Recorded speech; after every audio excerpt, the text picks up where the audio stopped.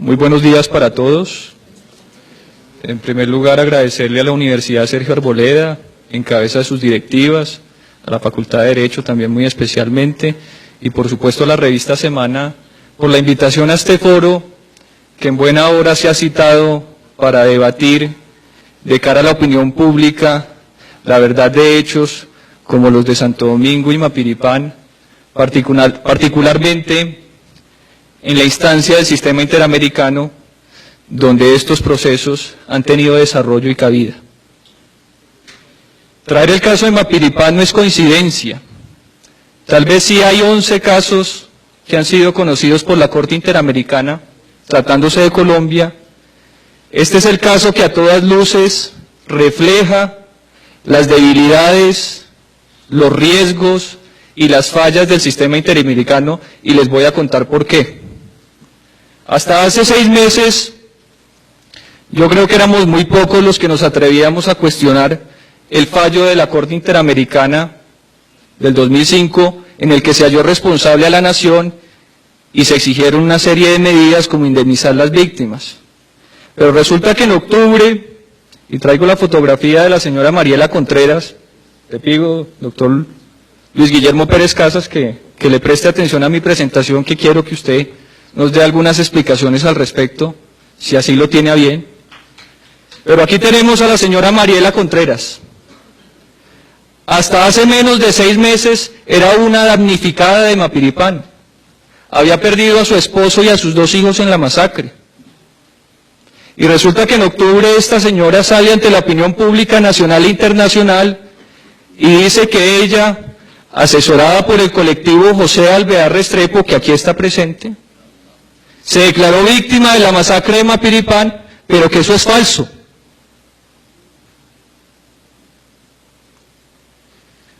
Cuando empezaron las diligencias de Justicia y Paz, hacia principios del año 2011, contrastando las declaraciones con los paramilitares y la lista de víctimas de la Corte Interamericana, los fiscales de Justicia y Paz encontraron enormes incongruencias. Entonces hicieron una jornada de víctimas, una en Villavicencio, otra en Mapiripán, y ahí fue donde dieron con la señora Mariela Contreras. Es decir, que lo que la Unidad de Derechos Humanos no hizo en 13 o 14 años de investigación, la Unidad de Justicia y Paz de la Fiscalía lo hizo en 6 meses. Y por eso, gracias a eso, es que hoy tenemos este testimonio y muchos otros que seguramente se van a conocer para el bien del país. Miren esta diapositiva, la metamorfosis de una falsa víctima. Aquí está el señor Hugo Fernando Martínez Contreras, hijo de Mariela, uno de los menores de edad desaparecidos según el colectivo de abogados en la masacre de Mapiripán. Ahí ven la foto, fuente, colectivo de abogados, en este libro, Folios de Mapiripán. Aquí está la verdad del colectivo, que es una farsa. Y se les está cayendo a pedacitos, pero se les está cayendo. Perdón. Este libro, que por cierto fue publicado con recursos de la Universidad Nacional, ¿es justo que los recursos de la universidad pública, que son sagrados, se utilicen para documentar estos montajes y estas farsas? Claro que no. Pero bueno, así lo presentó el colectivo de abogados en Costa Rica. Este era un menor de edad, 16 años tenía cuando lo mataron en la masacre de Mapiripán. En ese lapso de tiempo, entre el 15 y el 20 de julio, para los que no se ubican, de 1997, cuando los paramilitares que viajaron desde el Urabá antioqueño incursionaron en Mapiripán y asesinaron a un número indeterminado de personas. Eso no se discute. Lo que sí se discute es que una ONG se haya aprovechado del dolor de estas personas que sí son víctimas, porque vamos a ver que a Mariela Contreras, el esposo, sí se lo asesinaron, pero no los paramilitares, sino la guerrilla, 8 meses antes de las FARC. ¿Qué tiene para decir sobre eso, doctor Luis Guillermo Pérez Casas? Entonces aquí tenemos a Hugo Fernando, de 16 años, asesinado en la masacre de Mapiripán. ¿Pero dónde estaba Hugo Fernando todos estos años? Pues resulta que era miembro activo del Frente 39 de las FARC. desde el año 95, cuando fue reclutado 2 años antes de la masacre, hasta el año 2008, que se desmovilizó en Villavicencio. Pero según el colectivo de abogados, esta era una víctima, y el Estado tenía que declararse culpable por la muerte de este señor, e indemnizarlo con recursos millonarios, porque así lo exigen las víctimas con justa razón, pero las verdaderas víctimas. Aquí ya tenemos la fotografía más reciente, de noviembre de este año, del mismo Hugo Fernando, que se presenta vivo, ya con los años que se le ven sobre el rostro, desmovilizado, y dice que está vivo y que, asesorado por el colectivo de abogados, se presentaron como víctimas ante el sistema interamericano, pero que ellos no son víctimas de la masacre de Mapiripán, y que jamás debieron recibir los 3.000 millones de pesos que esta familia recibió como indemnización. Veamos lo que yo he denominado el carrusel de las víctimas. ¿Qué nos tienen acostumbrados al carrusel de las pensiones, al carrusel de la contratación? Pues también hay carrusel de víctimas. Como decían, hasta las masacres en Colombia se las roban. Y ya sabemos quién.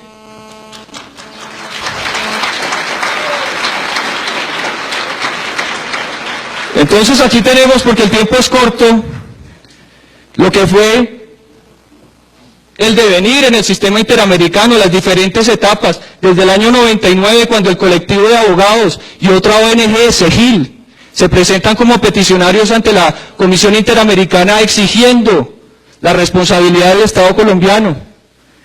Y resulta que se presentan con 2 víctimas, víctimas verdaderas, personas que murieron certificadas en Mapiripán. Pero ya para el año 2003, ya el grupo crece, porque ya habían reclutado a Mariela, y a otra señora Luz Mary, y a María Asneda Bustos. Entonces ya no son las 2 víctimas originales ciertas y certificadas, sino que ya tenemos 31 víctimas, los 2 núcleos familiares. Y ya en el 2004, no contentos con ello, fueron ampliando el grupo, y ya no son 31 sino 35. Y como el Estado colombiano reconoció anticipadamente su responsabilidad en el 2005, estos señores dijeron, ahora sí hay que meter lo que podamos, porque aquí no nos van a rechazar nada. Y por eso llegamos a un número de 54 víctimas de la masacre de Mapiripán, directas e indirectas, porque obviamente ahí lo que está entre paréntesis son los familiares que cobija cada una de las víctimas fatales. Pero ¿qué es lo curioso de este caso? Cuando se desató el escándalo de las falsas víctimas en noviembre del año pasado, reiteradamente los señores del colectivo de abogados salían a defender su cifra de 49 víctimas y se fundamentan en el testimonio de Carlos Castaño Gil, porque él alguna vez dijo, fue el combate más grande que ha tenido las autodefensas en su historia. Nunca había más dado de baja 49 miembros de las FARC, ni recuperado 47 fusiles. Va a haber muchos más mapiripanes. Y le pregunto, doctor Luis Guillermo Pérez Casas, si este criminal hubiera dicho, jactándose de su política de terror, que los asesinados no fueron 100 sino 500, ¿usted se hubiera sentido con el derecho de presentar 100 o 500 falsas víctimas? No seamos cínicos.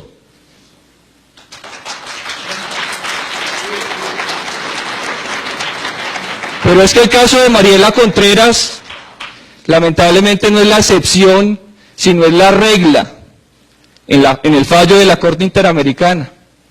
Por lo menos 12 falsas víctimas de las 20 víctimas directas son falsas, o por lo menos así lo han dicho los medios de comunicación, porque lamentablemente los únicos que tienen conocimiento del expediente son el colectivo de abogados, el Estado colombiano y el sistema interamericano. Yo estuve en Costa Rica el 23 de noviembre y me sacaron a patadas de la audiencia de la comisión y de la corte, que porque no estaba acreditado. ¿Y es que acaso ser el hijo del general Uzcategui, que está condenado a 40 años por la masacre de Mapiripán, no me acredita para escuchar la verdad? Entonces miremos las víctimas. Gustavo Caicedo, ya dijimos, lo asesinó las FARC 8 meses antes de la masacre de Mapiripán. Diego Armando, el otro hijo de Mariela, dicen que está con la guerrilla. Lo cierto es que sacó su cédula en 2000, es decir, que no está muerto ni desaparecido. Hugo Fernando había sido reclutado por las FARC, Y lo pongo en rojo porque es lamentable que la guerrilla salga a relucir en todos estos casos. Otro de los asesinados por las FARC, Eliezer Martínez Vaca.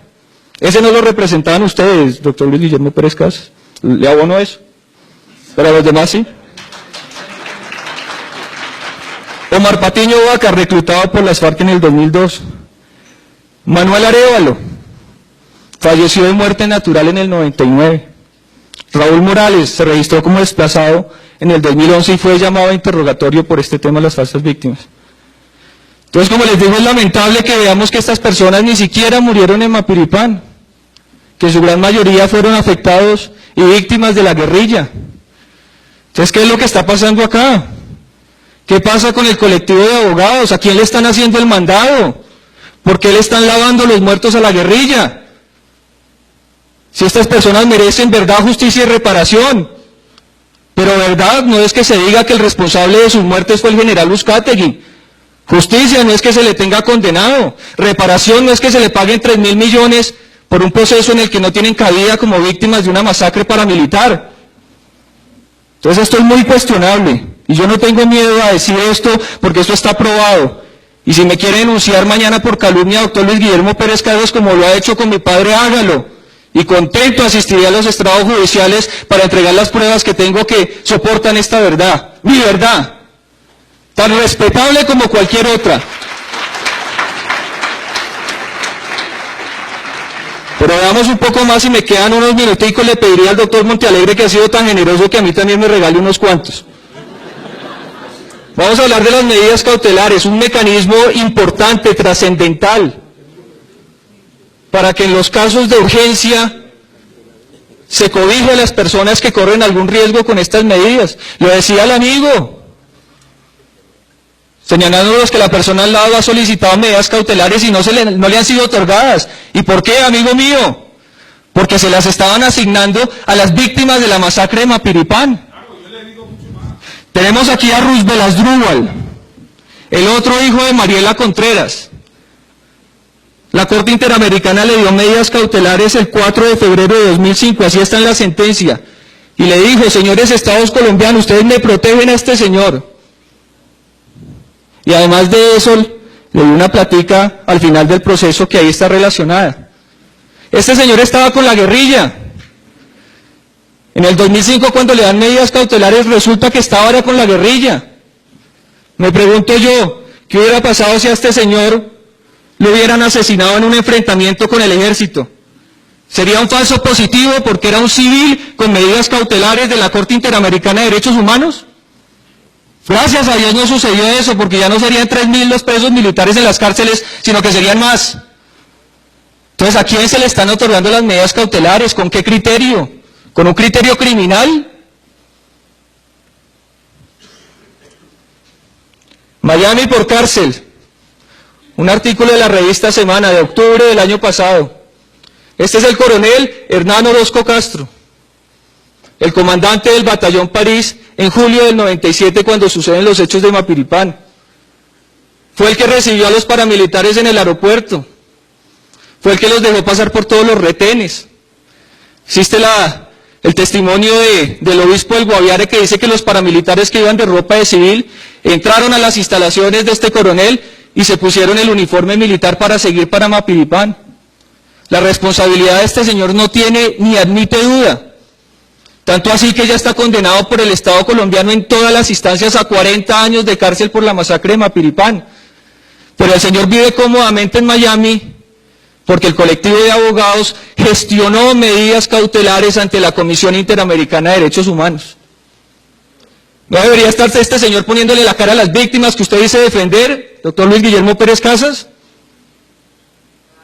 ¿Así no lo decidió la justicia colombiana, que es soberana y autónoma? ¿No es esto una injerencia indebida en los asuntos internos de un Estado soberano? ¿Qué derecho tiene el sistema interamericano para decir Orozco culpable, Uzcategui inocente, a Orozco saquémoslo del país, a Uzcategui hundámoslo en la cárcel? ¿Qué derecho tienen? Que se respete la verdad, que se respete la justicia, ese es mi clamor. Y me alegra que tenga eco en un auditorio como este. Reparación o desfalco. Así he titulado esta diapositiva. Ahí está la cifra, inmensa. Incluso me cuesta trabajo leerla. Más de 15.000 millones de pesos que la Corte Interamericana le exigió al Estado colombiano desembolsarle a las víctimas. Como decía, no directamente a las víctimas, porque sabemos que los intermediarios son los que reciben el dinero y finalmente, una vez cobran su porcentaje, lo trasladan a las víctimas. Que buena parte de estos 15.000 millones de pesos han ido a parar a las manos que son, sí. Pero que solamente en el caso de Mariela Contreras y de los hermanos Pinzón López, estamos hablando de unos 5.000 millones de pesos que no sabemos dónde fueron a parar. Deme 2 minuticos para terminar, que ya me faltan 2 diapositivas. Por eso, redondea rápidamente y... Muy bien. Porque si nos extendemos mucho no va a haber espacio para preguntas y eso. Ya voy a terminar, me queda esta diapositiva ahí nomás. Este es el monumento que se construyó en honor a las víctimas de la masacre de Mapiripán. Me pregunto yo, ¿en honor a las falsas víctimas o a las verdaderas víctimas? Me topé con este monumento en diciembre del 2010 cuando fui a Mapiripán a ponerle la cara a la población, a decirle que el general Uzcategui no había incurrido en ningún delito, ni por acción ni por omisión frente a la masacre. Así el doctor Montealegre diga lo contrario en su sentencia de la Corte Constitucional. Que ahí no estoy de acuerdo con el doctor Perdomo, que decía que ahí no se hicieron consideraciones de tipo probatorio o individual. Claro que sí se hicieron, y fue una condena anticipada del general Uzcategui hasta el punto que el Tribunal Superior de Bogotá, a la hora de condenarlo, no hace sino citar esa famosa sentencia. Como también cita la sentencia de la Corte Interamericana, porque como se carecen de pruebas, artificiosamente se van armando a lo largo del proceso y finalmente se entregan para que un tribunal o un juez de la República condene. ¿Qué me llamó la atención de este monumento? Que el fallo de la Corte Interamericana dice construir un monumento idóneo y adecuado que recuerde y en homenaje a las víctimas. ¿Esto les parece un monumento idóneo y adecuado? Porque un puño izquierdo, ¿qué se está reivindicando con esto? Porque no una paloma de la paz, doctor Luis Guillermo Pérez Casas. ¿Por qué el monumento no lleva los nombres de las víctimas? Ustedes ven ahí la placa derecha, al lado del poema, donde se hace apología a la resistencia armada. ¿Por qué ni un solo nombre? Porque ustedes estaban conscientes que le estaban mintiendo a la justicia y sabían que la gente se les iba a alborotar allá en Mapiripán cuando vieran nombres de personas que ni siquiera son habitantes ni residentes del municipio. Entonces ya con eso termino.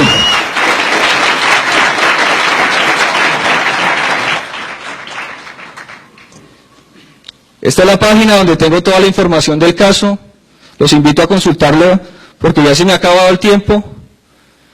Pero honremos la justicia, honremos la verdad de las víctimas, y la verdad de los supuestos victimarios también tiene cabida, ¿o no? Entonces ya con eso termino, muchas gracias.